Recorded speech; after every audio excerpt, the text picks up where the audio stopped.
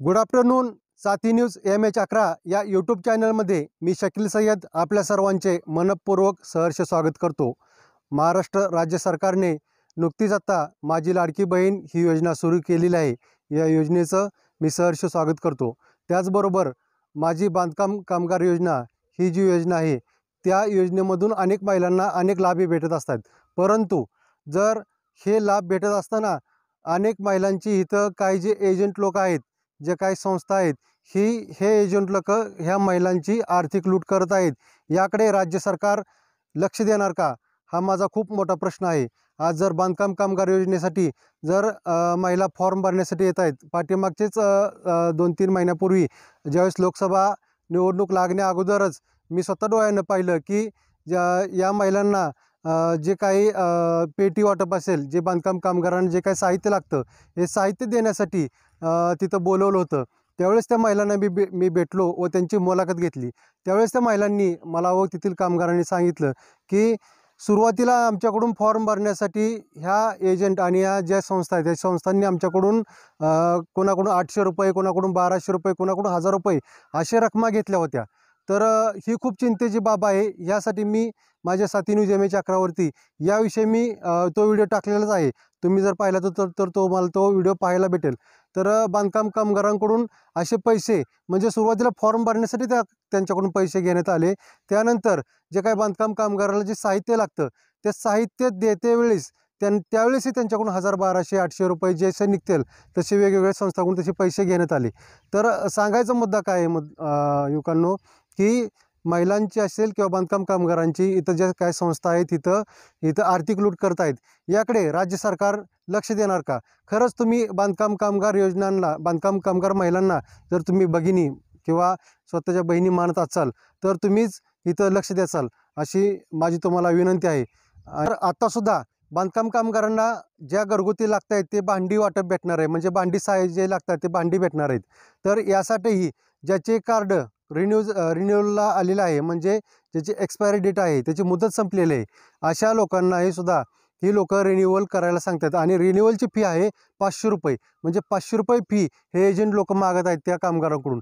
त्यानंतर जर तुम्हाला भांडी पाहिजे असेल तर भांड्याचा फॉर्म वेगळा आहे, तर त्यासाठी तुम्ही पुन्हा 1000 रुपये भरा, अशी मागणी ही संस्था किंवा तिथील जे एजंट लोक करत आहेत. तर राज्य शासन याकडे लक्ष देणार का? त्यानंतर पाठीमागच्या लोकसभा निवडणुकीच्या अगोदर आमचे माननीय श्री बावनकुळे साहेब इथं आमच्या फलटणमध्ये आले होते. त्यावेळेससुद्धा हे जे बांधकाम कामगार आहेत त्यांचासुद्धा उपयोग करून घेण्यात आला. म्हणजे बांधकाम कामगारांना पैसे देऊन, त्यांच्याकडून पैसे घेऊनसुद्धा त्यांना भांडी पेटी घेण्यासाठी सकाळी 10 वाजता बोलवलं होतं. 10 वाजता बोलवूनसुद्धा त्यांना बावनकुळे आले, त्यांना त्या सभेला बसावं लागलं. सभेला बसल्यानंतर त्यांना सांगितलं की सभा झाल्यानंतर तुम्हाला भांडी भेटतील. म्हणजे उपाशी तापाशी जे काही महिला असतील, जे काही लोक तिथं आली होती ती 10 वाजता आली होती. 10 वाजता आल्यानंतर त्यांना ती सभा झाली, बावनकुळे साहेबांची सभा झाली. आणि सभा झाल्यानंतर त्यांना 4 वाजता ते पेटी साहित्य वाटप झालं. 7 ते 8 वाजेपर्यंत ते पेटी साहित्य वाटप चालू होतं. तर महत्त्वाचा प्रश्न आहे की जे बांधकाम कामगार आहेत याचा राजकीय कारणासाठी उपयोग केला जात आहे का, त्यांचा वापर केला जात आहे का, हे सुद्धा तिथं पाहणं खूप गरजेचं आहे. माझी लाडकी बहीण योजनेमध्ये एखादा तलाठी जर 50-50 रुपये घेत असेल आणि असा व्हिडिओ तुमच्या समोर आला तर त्या तलाट्याला तुम्ही बडतर्फ करता, त्याला सस्पेंड करता. आणि अनेक जे काय व्यक्ती जर पैसे घेत असेल तर त्यांच्यावरती तुम्ही गुन्हे दाखल करता. केलेच पाहिजे, याविषयी माझं काही दुमत नाही.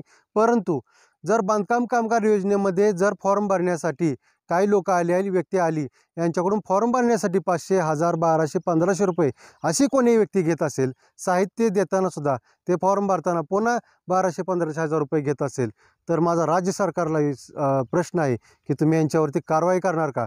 आणि पंचायत समिती असेल, जिल्हा परिषद असेल किंवा पंचायत समिती म्हणजे तालुका लेवलवरती अशी ऑफिसेस तुम्ही चालू करणार का, जेणेकरून पंचायत समितीचे जे अधिकारी आहेत या अधिकाऱ्यांना याचा जर यांच्याकडे तुम्ही नियंत्रण दिलं तर त्या तालुक्यामध्ये त्याचं नियंत्रण राहील. आणि त्या तालुक्यामध्ये नियंत्रण राहिल्यानंतर तिथं ते लोक तिथं व्यवस्थित त्यांचं वाटप होईल. अशा प्रकारे पंचायत समिती जर तुम्ही दिलं ते व्यवस्थित नियोजन, तर तिथं भ्रष्टाचार हा प्रकार होणार नाही. म्हणजे हा तुम्ही खूप मोठा इथं गंभीर प्रश्न होत आहे की बघा आज 500, 1000, 1500 रुपये लोक घेत आहेत, तर ह्याच्या पाठीमागं कोण आहे, ह्याच्या पाठीमागचा धनी कोण आहे? आज ह्यांच्याकडून आज लाखो रुपये बांधकाम कामगारांकडून उकळले जात आहेत. तर आज राज्य सरकारमध्ये इथं कोण लोक पाहणार आहेत का? आज जर ह्यांच्या पाठीमागे जर कोणी पैसे घेत असेल तर ह्याच्या मागे खूप मोठं रॅकेट आहे आणि हे रॅकेट तुम्ही माननीय मुख्यमंत्री साहेब असतील एकनाथजी शिंदे, त्यानंतर देवेंद्र फडणवीस साहेब, आपण याकडे लक्ष देणार का? अजितदादा, तुम्हाला सुद्धा या गोष्टीचा खूप मोठा राग येतो की कोणी पैसे घेतले तर तुम्हाला ह्या गोष्टीकडे लक्ष द्यावंच लागेल आणि लक्ष देऊन तुम्ही ज्या गोष्टी जे लोक यासाठी पैसे घेत आहेत, बांधकाम कामगार हे खरंच कष्टाने मेहनतीनं तिथं अर्ज भरण्यासाठी जातात आणि 500 रुपये भरायचे, 1000 रुपये भरायचे म्हणजे त्या व्यक्तीचा 2 दिवसाचा रोजगार असतो त्या व्यक्तीचा. त्यानंतर महिलांना आज 200 रुपये हजेरी आहे. 200 रुपये हजेरी म्हणजे त्या व्यक्तीला किती दिवस काम करावं लागत असेल, किती मेहनत करायला लागत असेल, हे तुम्ही त्याचा विचार करा.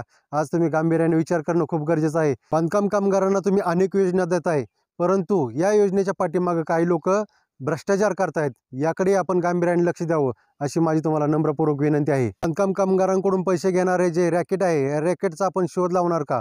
हाही खूप मोठा प्रश्न आहे. इथं पाहणं गरजेचं आहे की आपण तुम्ही या विषयावरती काय उपाययोजना करता.